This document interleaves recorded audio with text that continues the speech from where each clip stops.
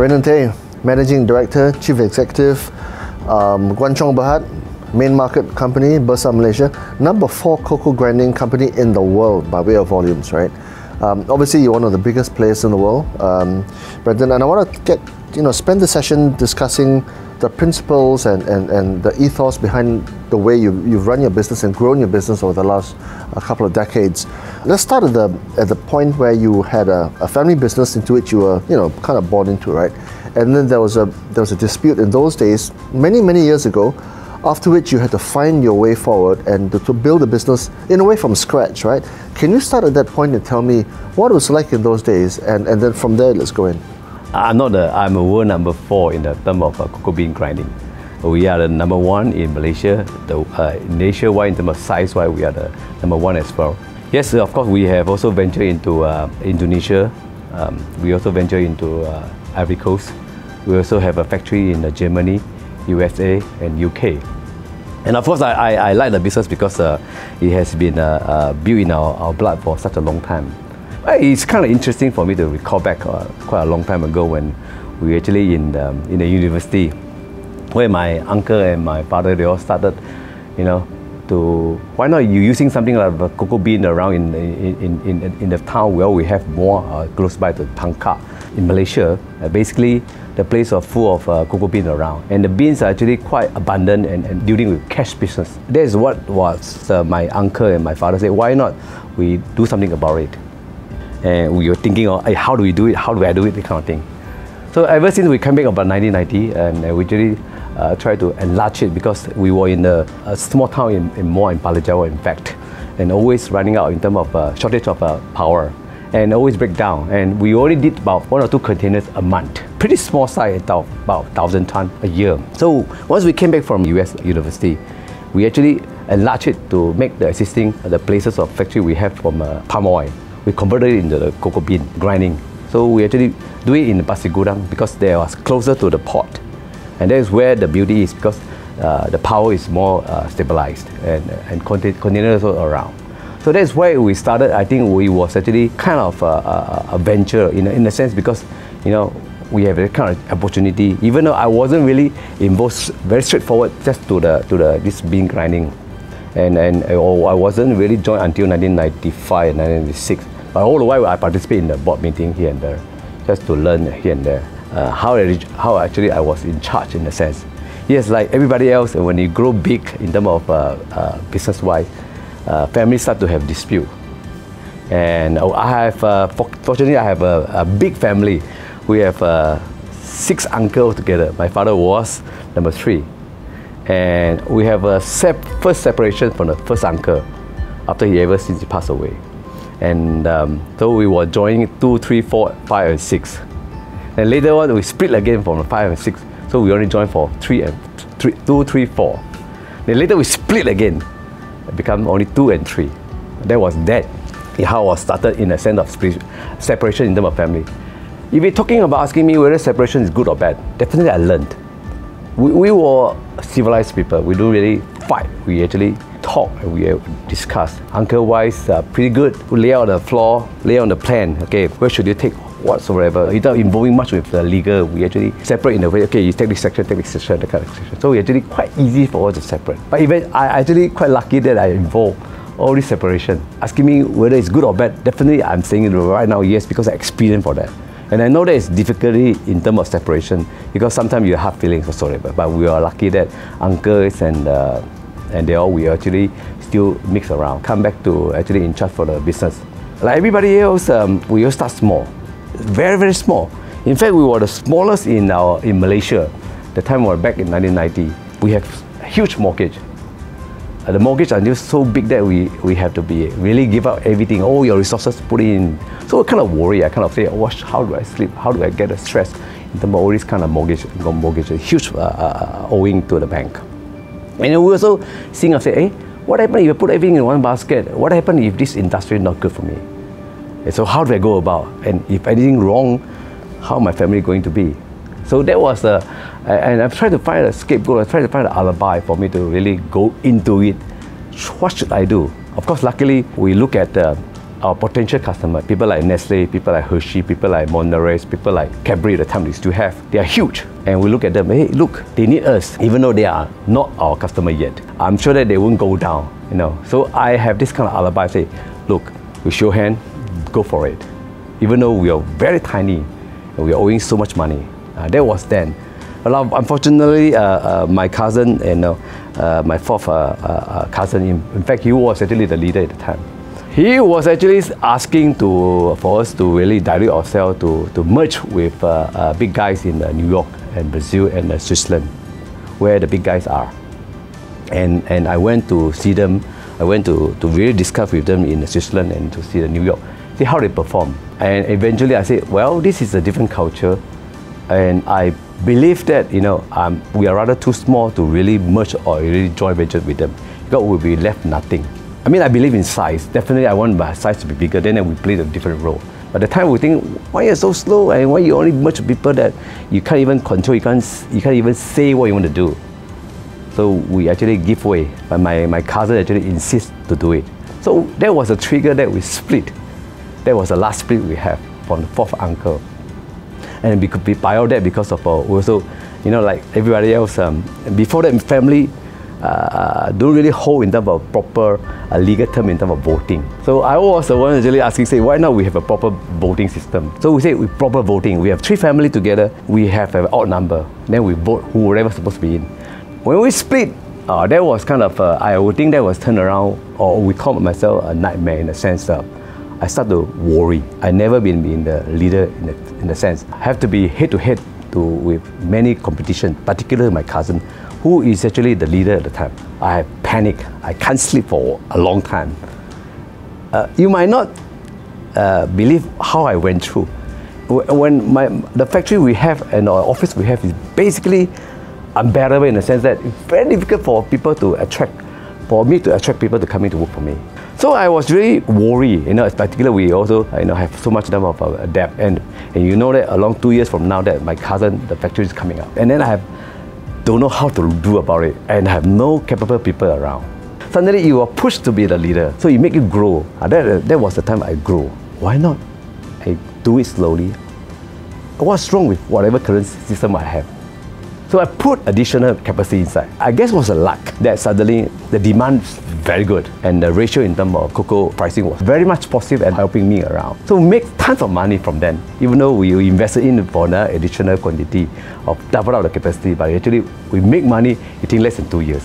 I'm not sure whether it's given by God, the kind of feeling. I believe in you take the leap.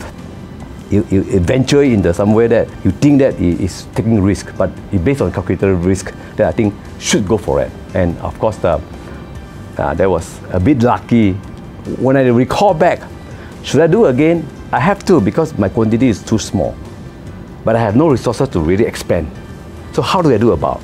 So that's where he had to come around to ask the bank to support. And luckily, the bank was really supporting me. And that was then I grew in the first step I have ever since the split. So what were the lessons from that time for you, Brendan? The splits, you know, the veto of the acquisition or the merger, those days when you're alone and you felt like crying. What were some of those lessons for you from that time, from that era? I will definitely wish I can join Vistage the time, because apparently there wasn't any experience, neither for my father, neither for my uncle, neither anybody I can ask for. Not even before listing I list myself in the 2005. In terms of experience-wise, I have no experience. My close to the next of kin whatsoever have no experience. The time was really basically, it was discussing with the peer, whatever we have in my management team. I bring them along and discuss about it. That was then. But if I really have a Vistage along the way, I'm sure that I can asking them to really advise me what to do next. Where's the value there for you? I definitely value, you know, you have a pool of people who are experienced, who likely to be a lot bigger the size that I have. So I always know that there is a group of people who I can trust on, can rely on to seek for information, to seek for advice that if I do that, what would I be? Based on the opinion, how would I be able, if I make this thing, what is their opinion will be? So definitely it will be a plus rather than you struggle yourself. You're thinking, not sure whether should I do this. should I do that? So that's an importance of an ecosystem behind you, fellow advisors, the kind of sounding boards lah. Yes, so that's I was something talking about, if let's say I have it before, but I wasn't really aware of a Vistage until 2006. I met up in Richard Wong in Malacca. I So really this is- aware of that before. This is after you listed the business, Yes. because you listed in 2005. In 2005. Right. Yeah.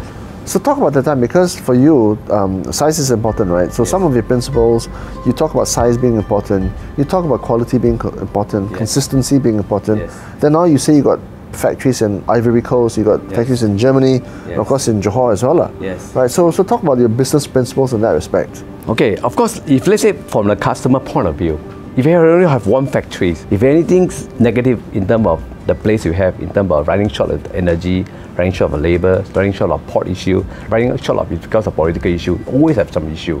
So as a customer point of view, they don't want you to be just alone, particularly the size are big. You yourself only can supply to them just the tips of the iceberg for them. So you are rather too small in that sense. If you're not big enough, people like Nestle, people like MNC people, they don't feel secure for them to sue you in that kind of sense. Consistency of supply lah. In that sense, consistency of supply. Yeah. Oh yeah, that's definitely right in a good term. But I think because if you are not big enough, in terms of your management team, in terms of the overall production monitoring system, in terms of quality wise, you might not be consistency because you don't have that good system to really monitor to make sure that your quality is always consistency. It takes time to actually build up the size, and of course you have to be carefully think where should you grow in a sense so that you can grow the size. You also have to implement your system. You also have to make sure that your management is there to make sure that the operation system is actually matched to the time of the environment, the time of the places you have to grow the size of you have. So it's very naturally that they don't trust you. You can run out anytime. Particularly in our business here, in where our business in the cocoa business here, we're selling at least 1.5 years or 1 year at least in that sense forward selling. And people don't trust you. Hey, look. How? They won't buy forward. They won't buy forward at all. Yeah. So this is natural in our industry. So we need to sell forward. We need to be naturally the size has to be big. So how do you go from reasonably small in those days to quite big? So that the transition in scale, how do you make it happen? I don't want to give to the point is fate. You know, I was kind of lucky in the sense that Malaysia, you used to be the highest in terms of production cocoa bean around about 250,000 tons 1 year. In the time we were running something like 10,000 tons. You know, I only get fraction of the supply from Malaysia. But in terms of growing in the sense that when I reached up to year 2000, my size was over 48,000 tons. But Malaysia's cocoa bean supplying getting less and less and less. From 250,000 tons down to recently less than 2,000 tons. And it's like naturally convert to put it in palm oil because it's easier to taken care of. So cocoa bean was getting less and less. That was also part of my excuse. Say, why if I not move, if I not stay out from my comfort zone, I would die eventually. And was lucky that all the while I've been from 1997 onward, I've been taking a lot of cocoa bean import from Indonesia. So there was then say, oh look, we have to do it. We have to move ourselves. The time Indonesia is about 500,000 tons. Indonesia, the bean is also getting less right now. Even though they are still, I take up almost more than the 60% of the whole total Indonesia production yearly. In a small, in 130,000 tons of capacity in Batam. But it's getting less and less. It's less than 200,000 tons right now. So 3 years ago, I moved myself to put it in the Ivory Coast. Africa? In Africa. You're part of the value chain. Yes. But some manufacturing company, like say Top Glove, just for an example, right? Mm-hmm. They chose to go and start to grow rubber themselves, right? To go upstream, they control the upstream. Did you never want to do that? I can't do it because every hectare can comfortably, 1 hectare can produce only half a ton in cocoa bean production a year. So based on what I have up 270,000 tons capacity or actual run capacity what I have at the moment, I will naturally need 280,000 hectare. A lot. And imagine how many workers you need it. Yeah. So better don't play that game. Naturally, you don't do it. So that's what also, I mean, Lembaga Cocoa Board in Malaysia also asking me, say, hey, what can we do something about it? I'm also part of the director there. And I say, hey, look, we should encourage the plant. But they say, hey, You say only, but you don't yourself do it, no. So you're asking me, I will do it if they give me the land, just for a show, some sort of a synergy. Because when I'm doing the planting myself, I can have a sustainability program to teach farmer to really do something good about it. So this is interesting from a kind of like a business strategy perspective, right? Because sometimes you do something because you want to do it, and sometimes you do something because you're forced to do it. Yes. So situation forced you to look elsewhere for additional supply of cocoa beans. Yes. First you went to Indonesia, then now you're going to Africa because Indonesia now is dwindling, right? Yes.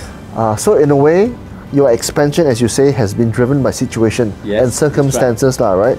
But don't get me wrong, because you have to do your part also. A lot of competitors don't do it because look, moving yourself to Indonesia is always out from the comfort zone. People have been to Indonesia, you think that, wow, have not been there, you think that's difficult. But of course, been there, they say, well, I shouldn't be there because a lot of issue. Yes, we have plenty of issue there.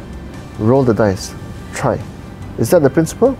Take the risk, take the leap, take the opportunity is what I always believe in. Because like in equity, when people throw, you buy. When people buy, you throw. That would be the best. Like a lot of people go the reverse way. But unfortunately, I'm fortunate in a sense that I think that my customers are very, very strong. You know, you look at Nestle, they need to grow every year. I mean, you do not have the so-called financial report. You see the way they grow. You see the way they move forward. So you will be sure that they will be around, and you will be sure that if you are not growing, somebody else will grow, and you will be diminished like what it used to be in Malaysia. Malaysia used to be over 13 factories. Right now, it's only less than 3. So in a sense, you have no choice to grow. Otherwise, you get eaten up and you die. Luckily, it was protected in the whole only 5 million tons of cocoa bean a year. Luckily, it's not like palm oil, where if the price is good, you put more fertilizer in, then they can grow a lot more than you can imagine. Not in cocoa. Cocoa is basically a little bit difficult to grow that fast in terms of chain reaction, even though no matter how much you put the fertilizer in, that kind of feeling, because they need a lot of labor. That's good and bad. It's good means that they have this growing rate slow. And a lot of people wouldn't want to come in. They think that it's too slow in terms of margin-wise. Big guys say, hey, look, this is peanut.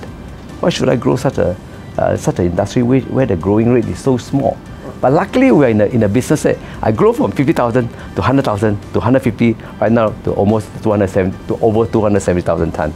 Of course, I venture into the downstream to making chocolate right now, industrial chocolate for Mars and Nestle and Hershey to really take my chocolate and put it their own labeling. The size I have small, and I have a chance to grow big. Yeah. And of course, I went through a lot of experience. I through a lot of bad experience in the sense of the big guys that they sue you for the quality issue, blah blah. So, but if you are not big enough, you basically cannot afford for them to have any hiccup. So size matters. Size matter in that sense. Yeah. Size matter is also, it helps us so-called publishing ourselves in the sense that, hey, I heard about you, so I can buy from you in a very much comfortable way. So in terms of the business challenges, Brandon, because you're a global business, right? So there's domestic issues which you have to contend with. Then there's global issues which you got to contend with. War in Russia, you know, you got your interest rates, you got your raw material supply. You've also got ESG, so the whole value chain has to be more sustainable, which of course you're part of the value chain. Nestle have to be a big part of that as well. But you don't seem particularly stressed out. So it seems as if you've sussed it all out, right?